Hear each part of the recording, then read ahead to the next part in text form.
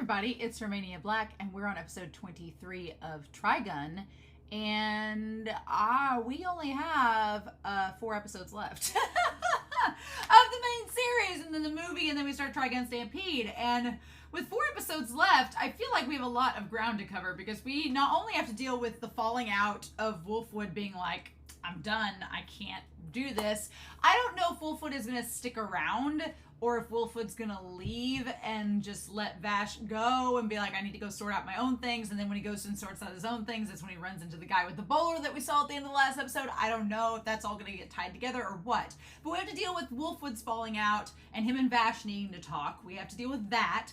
We have to deal with Legato, who we haven't resolved. We still have Mid-Valley. We have this guy that's shown up at the end of the last episode. And we have Knives to deal with. And we only have 4 episodes to do this? And presumably a movie, so I'm a bit worried. I don't know how we're going to pack all this in, but last episode was super tragic. We had Wolfwood killing Zazzy, and Vash was not having it. He was like, what are you doing? And Wolfwood's like, what alternative do I have?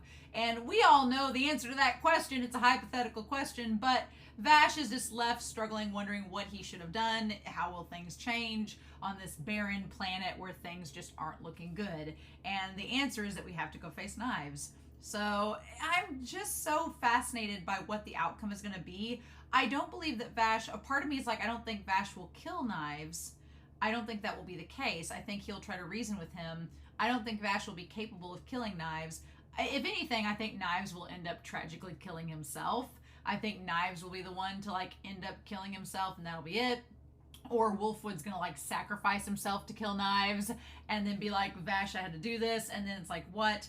I just don't know at this point what we are going to do. And so I'm really excited by that prospect of not knowing what's going to happen, but it's exciting, but it's also terrifying, right? So I guess we'll find out. But before we get to that, I want to give a special shout out over to our philanthropy tier over on Patreon. I'm really excited to look at shows like Trigun and watch it week to week and talk about it with you all. So fellow people who support me on Patreon, as well as the philanthropy tier especially, help me to do that and talk with you all every week. So I want to give a special shout out to these fellow people on Patreon for our philanthropy tier, to Edgar, to Dana, to Alex Cornejo, to Be Happy, to Kiri, to Shimoyama, to Nameless Monster, to Matthew Palfinier, to Ashley Got Snow Bitches, to Trails, as well as Tyrone, Anime Annie, Eric, Sunspots, Translucent Men, Anna, and Goob. Thank you guys so much for all of your support. I greatly appreciate it. All of my love. So yes, I'm super excited. Don't know exactly what all we're gonna get, but I'm looking forward to it and just see what's gonna happen. My dogs haven't bothered me the last 2 hours, and then the moment I sit down to react, then suddenly they're like, oh, aren't we gonna do things? It's like, don't you know? So we are gonna look into Trigun episode 23. The good thing is though, usually around the 23rd episode, I start to get nervous because I'm like, oh, it's the penultimate episode. Not the case with this series, not a bit, but we are gonna start that here in 3, 2, 1, and I am going to refresh because Crunchyroll's stupid, and let's go.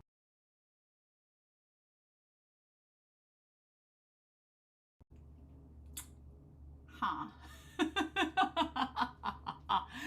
Oh, well, this was in fact a Wolfwood-centered episode. Possibly the last Wolfwood-centered episode. Oh my god, no!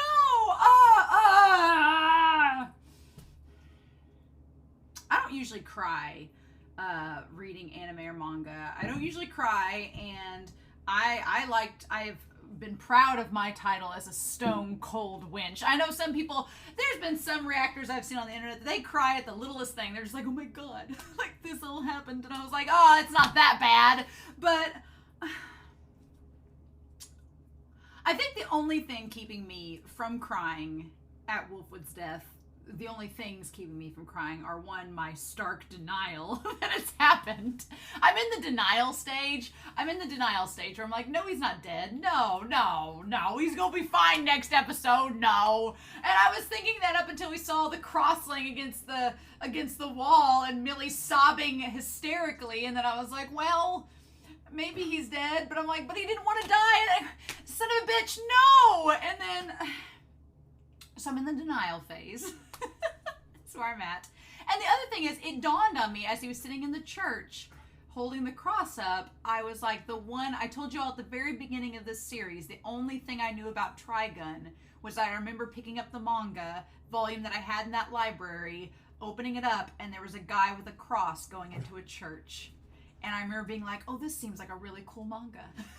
Little did I know, I was spoiling myself for Wolfwood going to the church after he was shot.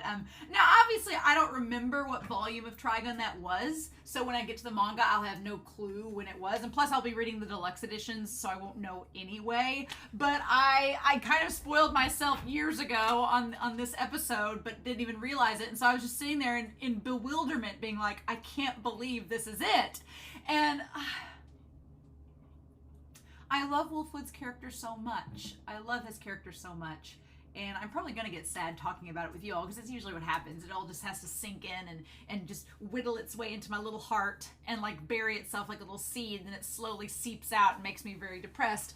And that's just how it goes. I'm not usually an initial shock crier unless it's just something that triggers me or touches something in my past specifically, and then it's different. But I can't say I've been in a shootout before on the Western frontier, so not exactly the case. But Wolfwood's character, damn, it's so sad, because he does the right thing at the end and it gets him killed.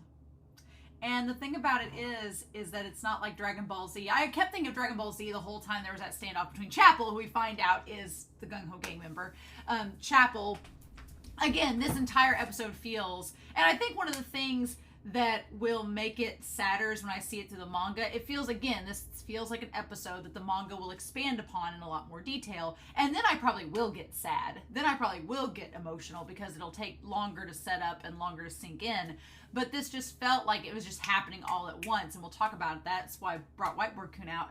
But it felt kind of like a Dragon Ball Z moment, where if you've not watched Dragon Ball Z, there's a moment where the protagonist, there's an antagonist he's facing, it's Frieza. And he has the moment where he's like, I'm going to let you go. Just don't hurt anybody anymore. And then Frieza's like, nope, never mind. And he goes after attack him. And he's like, are you freaking serious? And he kills Frieza. Spoilers. He kills him. So it felt like it was going to be one of those moments. And I was like, okay, well, Wolfwood's going to be all right. And he's not.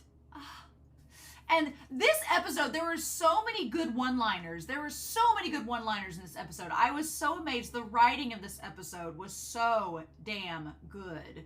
There was so much that I felt like could translate over into other series that I'm watching right now, that I was like, yes, this is what I've been wanting to say about that, and you've phrased it perfectly. And we'll talk about it. But I was just like, damn, this is so good. And the writing was so good. There were some animation shots that were amazing. There were some that were not the greatest, and we'll talk about that. But I'm not one of those people that will diss an anime because the animation quality is not necessarily great. I mean, anytime the animation is amazing, I will tout it for days and praise it and be like, this series is great because of the animation. But for me, it has to be the story and the characters. And I think that the story and characters elevates this series beyond the animation restrictions that it has. I'm really concerned and curious about Stampede now, because I'm like, well, Wolfwood's supposedly died in this version, so does he die in Stampede? Don't tell me the answer, you monsters. Let me find out. But I'm like, maybe Stampede will rewrite it, or I'm going to experience it all over again and be really sad when that happens. Hopefully not. Hopefully that's not the case. Maybe Stampede will rewrite some things and give us a happy ending. Probably not, but we can hope, right? We can hope. But yeah, this whole episode, finally getting Wolfwood's backstory and learning about his character and learning about the differences between him and Vash and how they approach life and how they view it, right? And there's definitely a big distinction between them. So we might as well just start looking through this. the idea of Wolfwood around the age of 7. Now, I'm going to put Wolfwood right here. Put Wolfwood here. And I'm going to put Vash over here. And we're going to say that their childhood, he grew up, we're going to say for Wolfwood, he grew up in violence. Whereas with Vash, in his childhood, it was with Rim and peace. I mean, Knives came in there and had his moment, you know. And then we'll put Chapel here. Chapel Evergreen, which is such a great name. Chapel Evergreen, which the green apple makes sense. It's like apple, green apple, Chapel Evergreen. It goes together really nicely. But I think a big part of it is just the environment that you grow up in. It shapes the perceptions that you have of the world around you and what you believe is possible or not. And, you know, Wolfwood unfortunately had this guardian. He says guardian. He does not say father. He says this person that labeled and took me in as a guardian. Wolfwood reminds me a lot of the character Levi in Attack on Titans as far as his origin story goes. Only in the respect that Levi was kind of a character in the underground of the city he grew up in, and that seems to be kind of like Wolfwood, where there's not really a parental figure there, but more of a guardianship. And so in Wolfwood's case, his guardian was terrible, and he ended up killing him. It was giving me Banana Fish vibes, too, which Banana Fish came out before this, so there's that, or the manga probably came out around the same time. But Wolfwood and Ash links kind of give me similar vibes in this episode. I can imagine that, you know, if you watch Banana Fish, you're like, son of a bitch. And you're like, damn it, there's a lot of parallels between Ash and Wolfwood. Well, damn it. Can't believe that. But I do like the idea that Wolfwood, you know, at a young age, he was in a terrible environment, and then from that terrible environment, he learned that he had to shoot a gun and use violence to protect himself, and the first person he encountered after that was someone that was violent as well, as Chapel. Whereas on the other hand, you have Rim, who is all about peace and love, and raised up Vash to have those ideals, and, you know, Knives ended up being there and causing a ruckus, but it's still just the idea that these two characters grew up from very different environments. And then the alliteration in the line silenced the shot that silenced the sickening trash. I was like, man, that is alliteration and that is a line. It was that simple. There's lots of little gestures. I'd be curious to know if the manga continues them or not. Just with the Guardian, there is a good thing Wolfwood grew into his nose. Just gonna say that. Kid Wolfwood has a big old honker, big old nose. But what's also there is the idea that when you looked at Wolfwood, his knees were scruffy. Now, I'm gonna do a lot of theorizing, putting out contextual things there, subtextual things, may not be contextual, I don't know. But the fact that his knees were scrubby, it could mean that he was just dirty. Could have meant that Wolfwood was just dirty, that he was just, you know, had like a bunch of dirt on him, whatever. Or it could mean that the Guardian, again, Banana Fish, was trying to get Wolfwood to perform a sexual act on him. I don't know. I'm glad they don't tell us. I'm glad they don't confirm it or not. It just seemed like it could be a possibility. My mind went there, so I was like, So, and then that's when he meets Chapel. And I love the line, he's like, I thought I was free. Like, the moment he killed the Guardian, he's like, I thought I was free. But there is this message that kind of translates between Vash and Wolfwood, the idea that violence does not make you free, is kind of the message for both of these characters, because it's so true. Yeah, I mean, Knives right now is like, well, Vash, when I kill everyone on this planet, it's just me and you, things will be great. And Vash is like, no, it won't. Do you not get it? And it's the same thing with Wolfwood here. He thought that by killing the Guardian and going with Chapel, he was free and his life was going to get better. And that is not what happened at all. It's like, nope, that is not what ends up happening. Things could always go from bad to worse. And he just keeps going through life. And there's this idea of life is like an incessant series of problems. So this concept of life is a series of problems. Like, it's a very negative outlook on life. It's a very negative outlook on the way that things are. He has the gun there that's like a model. It's like something that says like 2003 or something like that. I'm going to restart this episode because it's canceled on me. But yeah, it's so, God, it's sad. But the idea that he keeps, he says life is all difficult with brutally limited choices. A series of problems that say they're difficult with limited choices.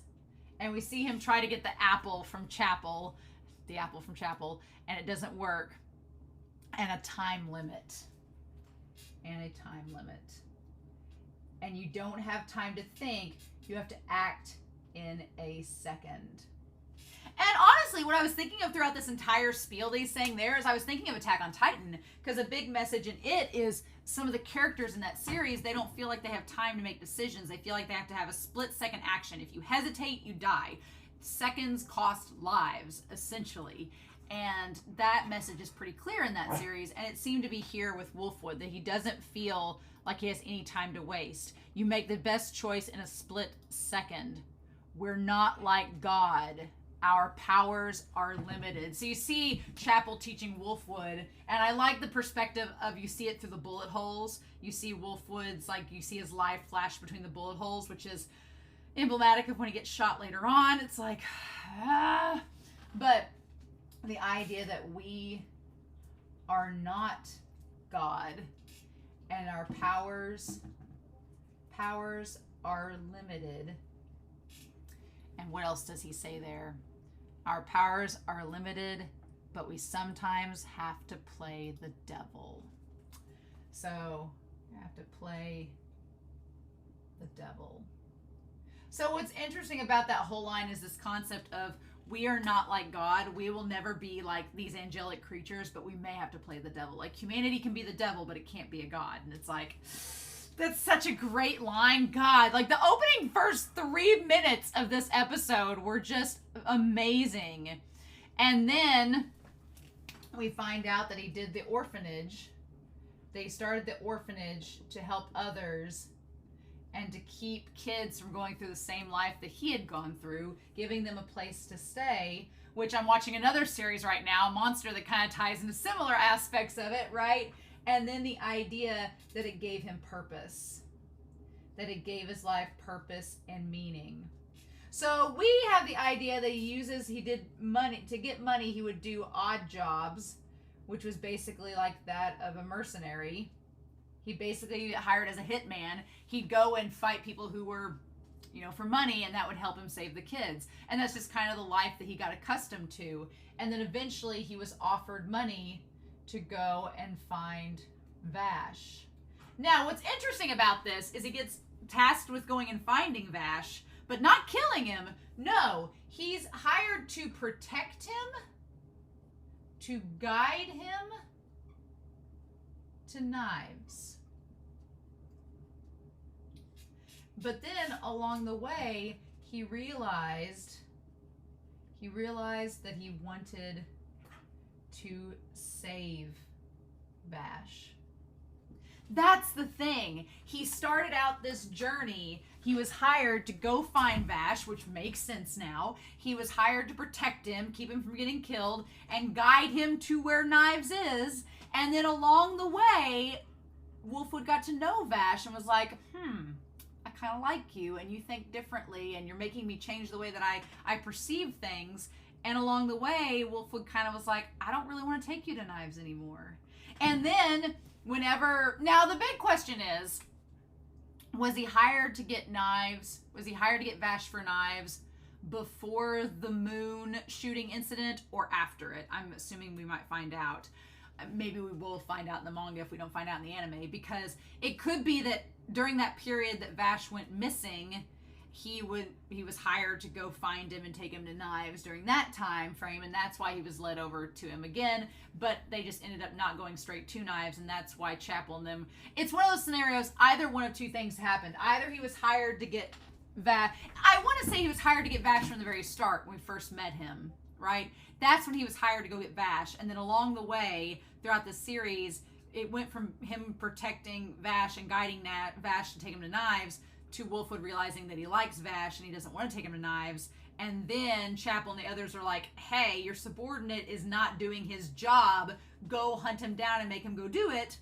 I think that's the case. I don't think it kicked in after the moon incident. I think it was before. So, but either way, it all makes sense now, right? Everything makes sense. Then we see that, and we see him actually doing good by Wolfwood standards in protecting people. It's not like he was just killing people to kill people like Knives and Legato do. He was killing people because it was for the sake of protecting others, which Millie will comment on later, right?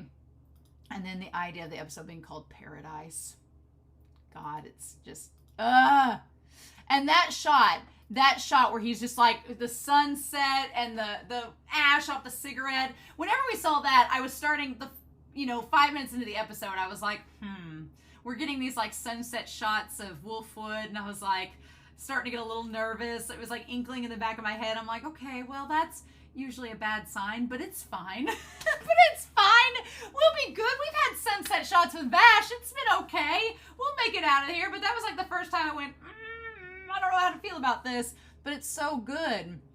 And then thinking, sometimes I still think that this planet is the worst, as it's juxtaposed with the title being Paradise. And I think that what Wolfwood is saying there is so relatable, that there's probably a lot of times in our lives that we just are like, man, the earth sucks.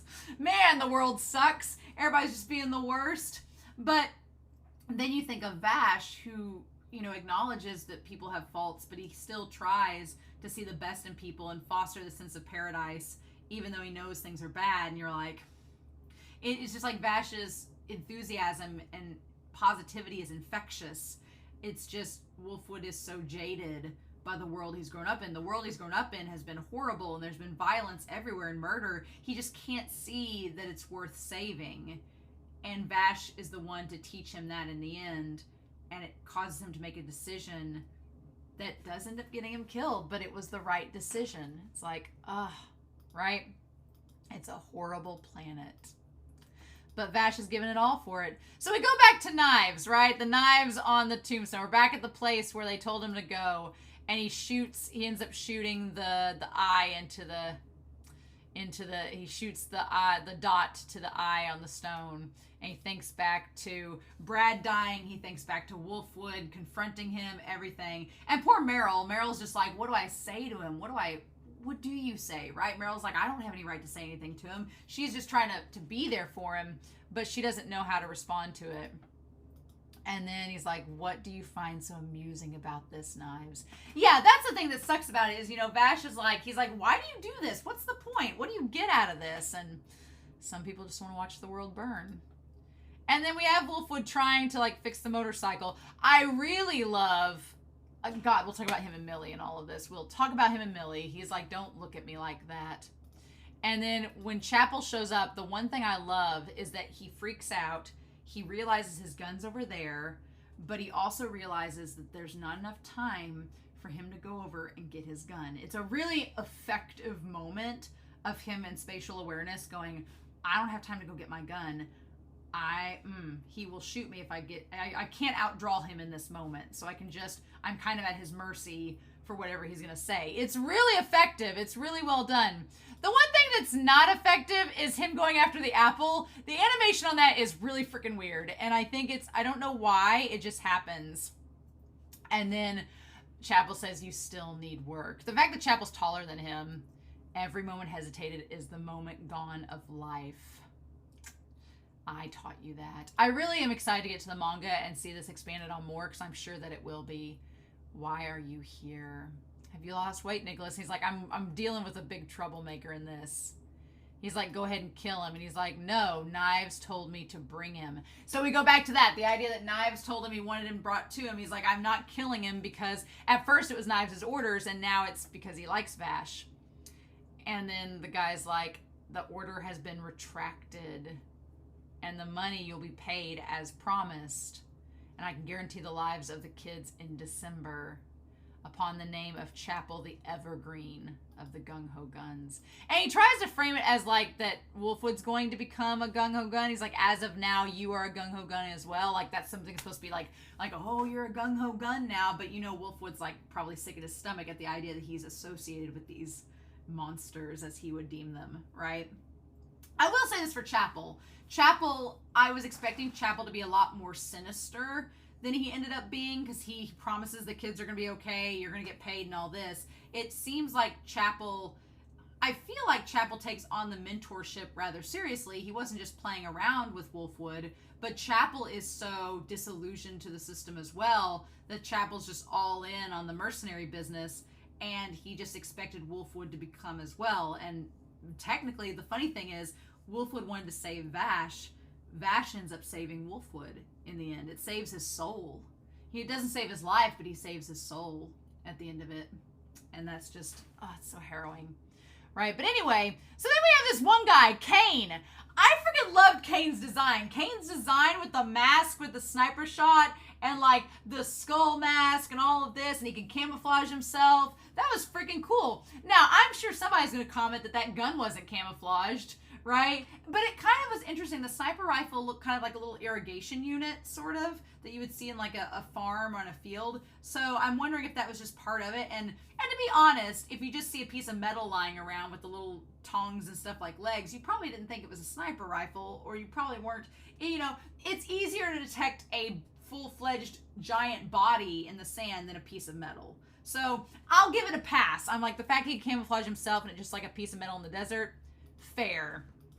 And then in going back, what I thought was going to happen is that at some point, Wolfwood was going to get shot with a sniper rifle, or Vash was. I thought that was going to happen throughout this episode, and that ends up not being the case.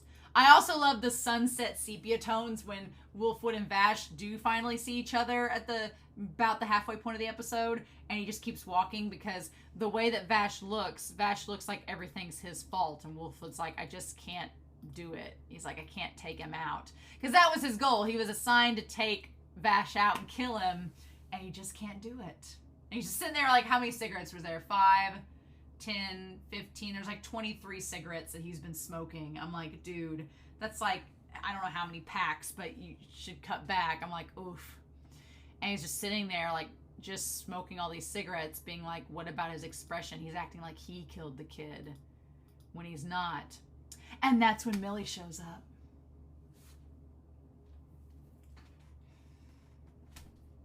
Oh my God.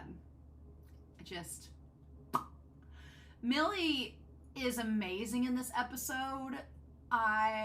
Their dynamic is amazing in this episode. Because she shows up, and obviously she knows, Millie is smart. Millie comes across, I think some people think Millie is dumb because she's so optimistic like Vash all the time. Millie is smart, and she's observant, but she also knows that she doesn't necessarily have a place in the conversation at times, or an opinion at times about the situation. So she's like, well, I don't really know what to say, so I'm just gonna do this. I hope that's okay. And that's fine. I feel like she doesn't have to take part in the conversation every single time. She's not really involved in this mission. She's just here for support. And so she's like, oh, you like your coffee black, right? I'll bring you sandwiches and your coffee. Like, girl has observed. She knows Wolfwood. She's paid attention, but she knows she doesn't have a place in the argument right now. She knows that this is between Vash and Wolfwood. She doesn't have a place in it. And she's just, trying to be as nice as she can be and do what she can.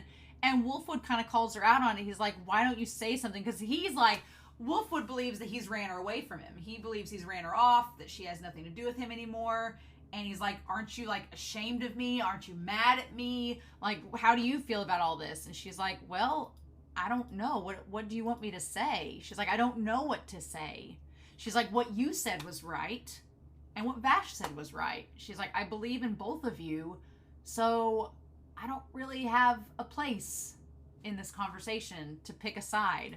She's like, because I believe in both of you. She's like, I don't know what you want me to say. And I like that throughout that entire conversation, she's all hunched over by the coffee pot. We don't see her expression, but the way that her body hunches over and the light shining on her, you can tell she's very conflicted. And that's when we see her saying, I don't like people to die. And he's like, well, what would you have done? And she's like, I don't know. And that's when Wolfwood gets mad because he doesn't know either.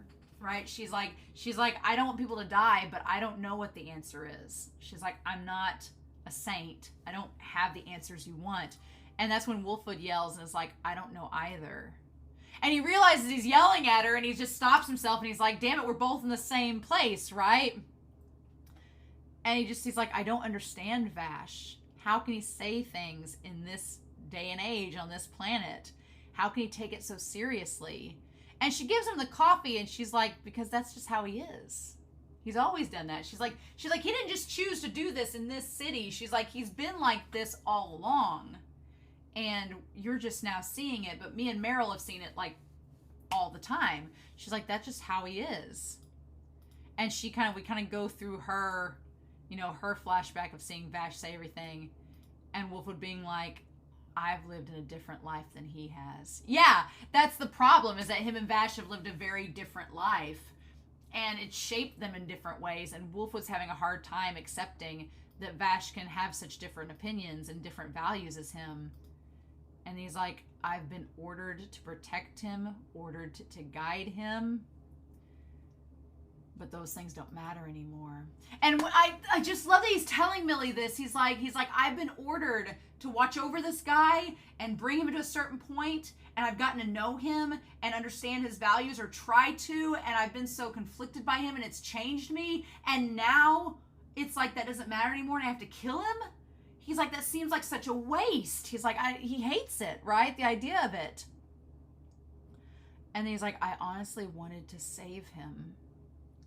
Even if it meant killing a child, I wanted to save him. And he sees the kids in the coffee cup, like the kids in December in the coffee cup. The idea that he's like, I was willing to kill a child to save Vash because I believe in him. I don't understand him. I don't know why I want to, but I want to save him. It's so damn good, right? He's like, I have to choose one or the other. And you can see like the tears welling up in his eyes. He like looks away, and it's like, oh my God. Because he's like, now I have to choose, do I save those kids or do I save Vash? And he's like, I don't know which is right. And him just crying, like you see the tear come down from his hands. He's like, where did I go wrong? Have I been wrong this whole time? I've always chosen the right path, haven't I? And it's just the idea that Wolfwood, he's like, I always thought that in doing all of these things leading up to him and Vash at this moment, he's like, I thought I was always choosing the path of righteousness, that this was just the way it had to be. And he's like, have I been wrong? Did I mess up? And the answer is no. It's just, he's being challenged by Vash's, beliefs. And it's not a bad thing, but okay. So, at this point in the episode, I'm sure there's a big old debate. Maybe it's not as big as I think it is, but a big old debate of, did he get with Millie or not? Did he and Millie get together? I think they did. I think they did. I most certainly think they did. I was having like a Neon Genesis moment between Kaji and Masato, where she puts him in her embrace and hugs him, and the moment the coffee cup drops, and she says, you smell nice. The way she says, please eat the sandwiches, the way she says that is like the most sensually I've ever heard anybody say that line in existence. The way she says, please eat the sandwiches, and the way she says it with such softness and sensualness. I'm like, excuse me. Because he ditched the coffee. There ain't no coffee letting them sandwiches go down. I'll say this. And then after that, he says, will you eat them with me? Now, maybe they just ate sandwiches together. Maybe they just sat there in silence, eating them sandwiches together, and that was it. And they sat in silence, and then they were so exhausted after eating those sandwiches that she went to bed. Because I like that Meryl's like, man, Millie's late. What's taking her so long? What's going on? Where's she at? Meanwhile, Vash is like, I don't know. What should I do and what should I say? He's all, I hate Vash being all hunched up in this little ball in the fetal position, where he's like, Rim, And then he doesn't know what to say in that moment. He's like, what should I say? What should I do? I feel like Vash doesn't know how to confront Wolfwood. He doesn't know how to tell him what the right answer is, because even he doesn't know. He doesn't know if anything he can say is going to do anything. Meryl's like, man, Millie's sure taking a long. Then we cut to Millie in the bed, right? Millie's in bed, and she's like sitting there sleeping. And then we see Wolfwood. We cut to him without the shirt on, with just his pants smoking, staring back at her. I'm like, look, maybe they totally just platonically ate sandwiches together.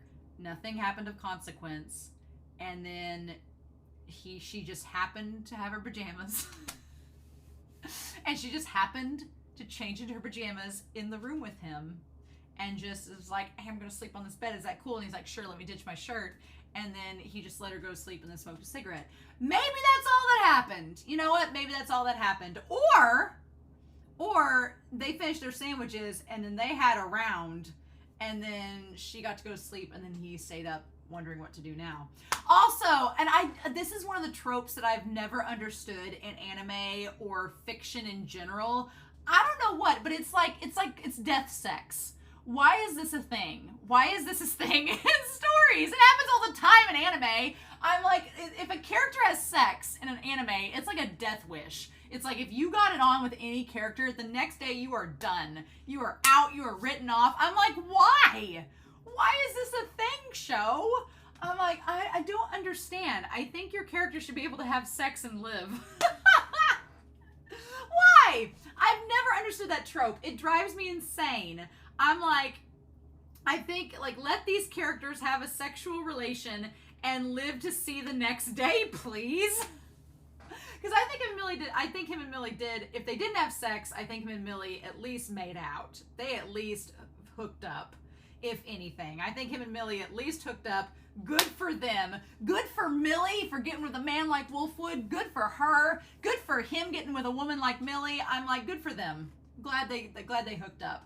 But I'm like, I think they hooked up at the very least. Could be wrong. But I think that's what happened. And then I think, because he's thinking about her. And then, because then when he's on the cross, when he looks up at the cross later, she's like front and center, like the big thing he's looking at. And it's like, okay, yeah, sure. Someone you just platonically ate sandwiches with, I don't think is taking front and center stage on your peripherals, right? But then him and Vash meet up. And I really thought when he challenges him, I thought that he was going to get into a fight with Vash. But Vash is like, I'm just going to leave. Vash is like, I know I'm not going to change your mind. And I don't know what to say to you because your experience is too different than mine. So I'm just going to go before one of us gets hurt. Luckily, he sticks around long enough that he can take out Kane. But it's so damn sad because he's like, will you do something in return? If you fight me and kill me, never fire your gun again. Don't ever shoot anyone ever again when this is over. And the sad thing is, if he died, then he can't shoot anyone ever again. So I'm like, damn it, Vash, you just jinxed this. You just jinxed this whole thing, right? How dare you? Like, what the fudge? And that's when he says, you stole some. He's like, and that's when Wolfwood's like, why are you even going, what does knives have to do with you? Why are you going after knives? What are you going to do when you find knives? And Vash is like, he stole someone that I loved from me. Meaning he killed Rim.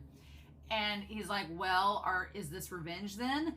And for Vash, it's like, no, it's not revenge. It really isn't. He's like, I don't know how to describe it, but it's not revenge, right? He's like, I'm not sure if it's revenge or not. I don't think it is, but maybe it is. And Vash is like, I've never gotten revenge on anybody before, so I don't know. And Wolfwood's like, you really piss me off. Because you can't just give me a straight up answer, right?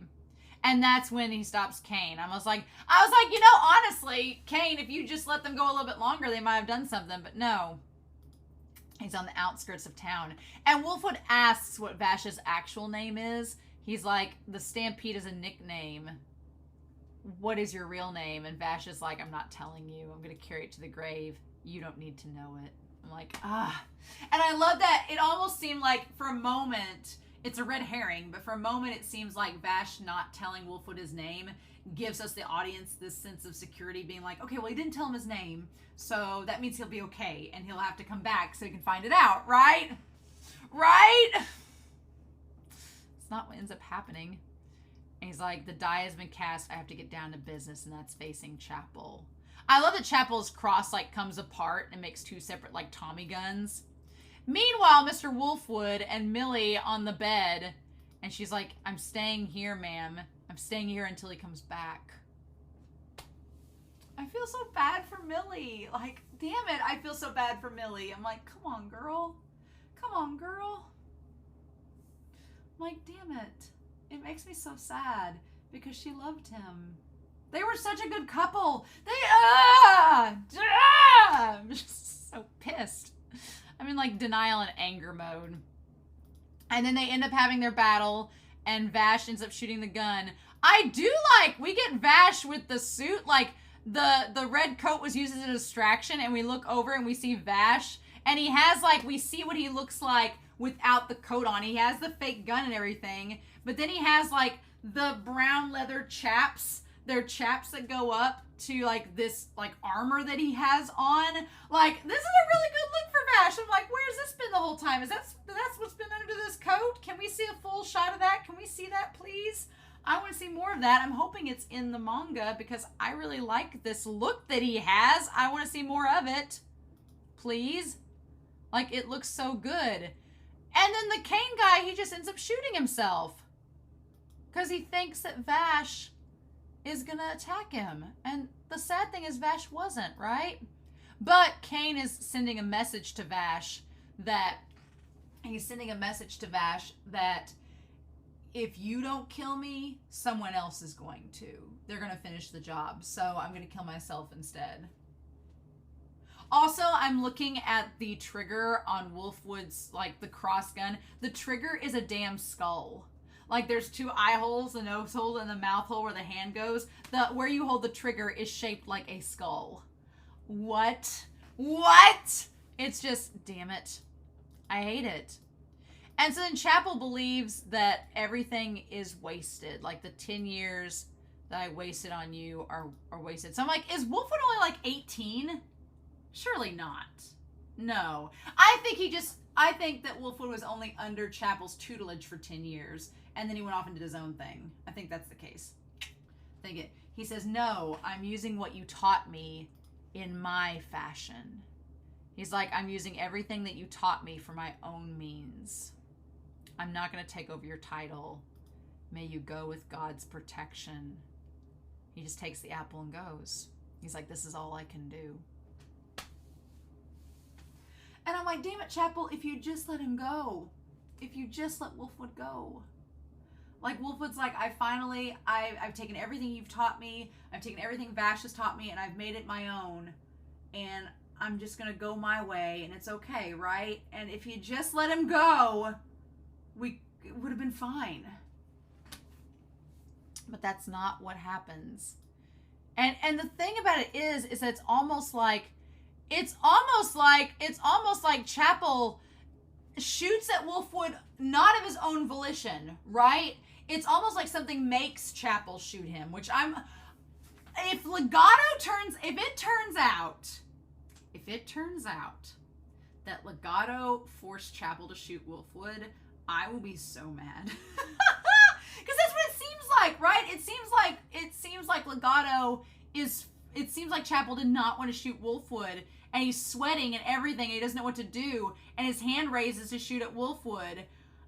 I'm like, if it was Legato doing it, oh my God.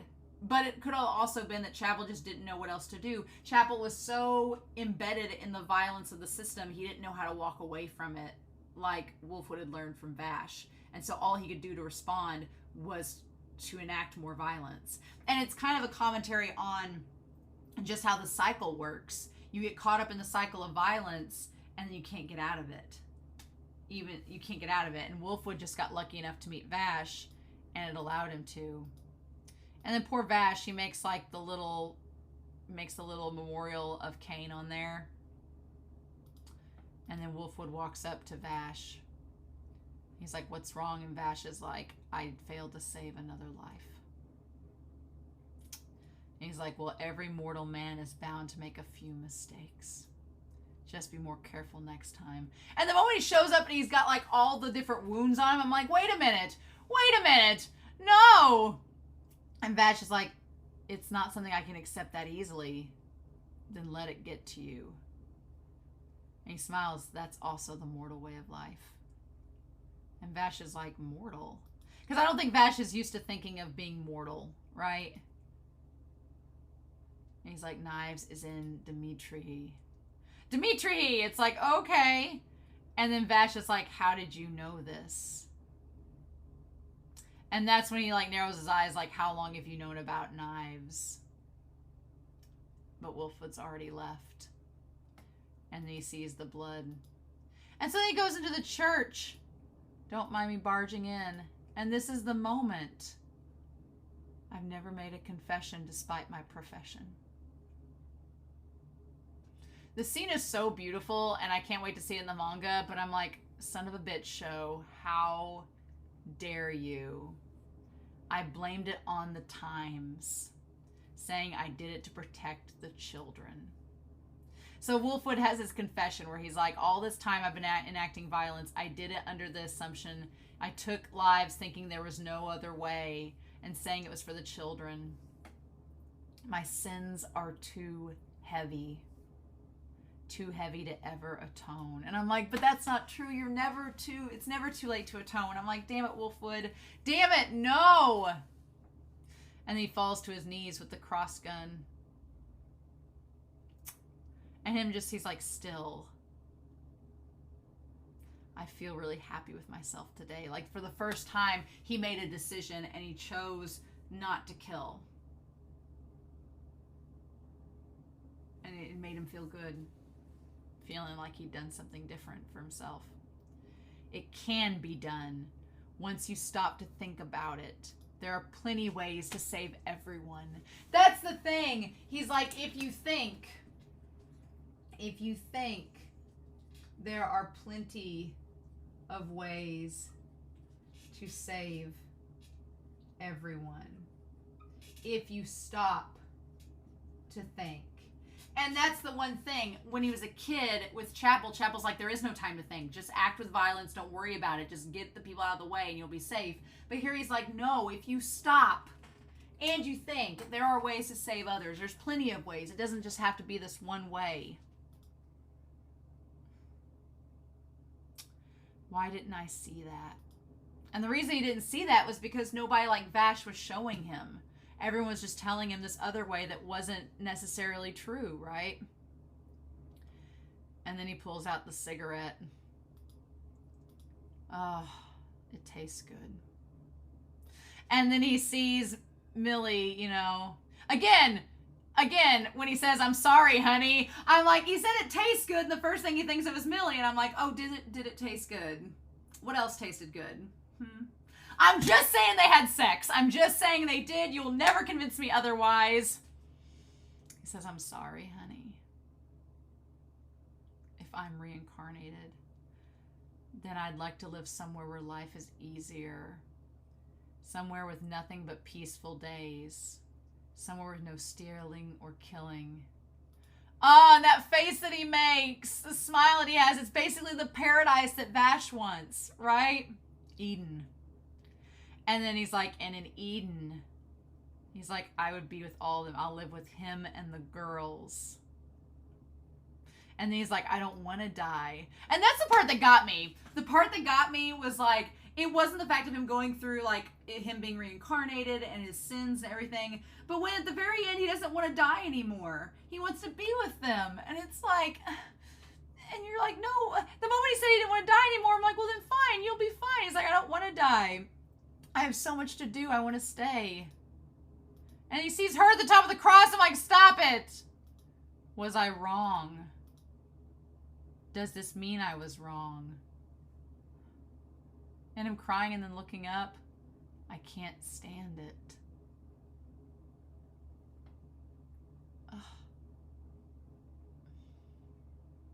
Ugh. I'm like, no. No! I'm just like, are you freaking serious? And then of course Millie is sobbing because he doesn't come back. And we see the cross just standing up against the door. And Vash just staring at the sunset.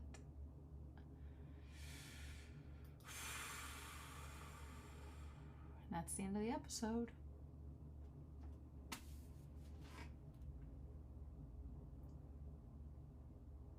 I felt like it ended so abruptly. I felt like Wolfwood confessing that he didn't want to die, and he still had so much to do, and then he dies, and that's it.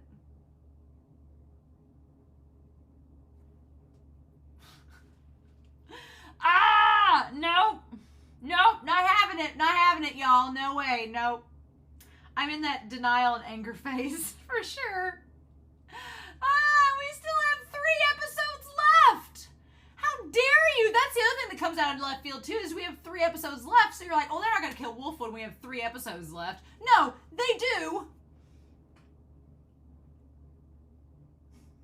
Obviously, I'm gonna watch the next 3 episodes, but I'm gonna be infinitely sad throughout all of them because Wolfwood's gone. Don't tell me if he dies during Stampede. I don't want to know.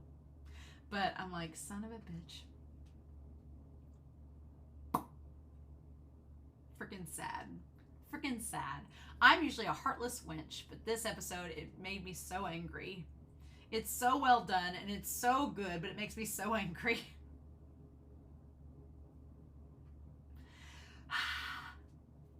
So, anyway, I'm real curious to know your thoughts down below. This episode was amazing. His last monologue in the church was amazing. The whole speech, everything was amazing. What else can I say that hasn't already been said?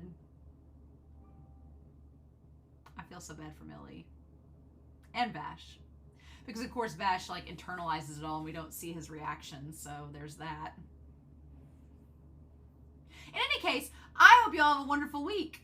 Please stay safe. Take care. And yeah, I'll be back next week, y'all, with episode 24 of Trigun.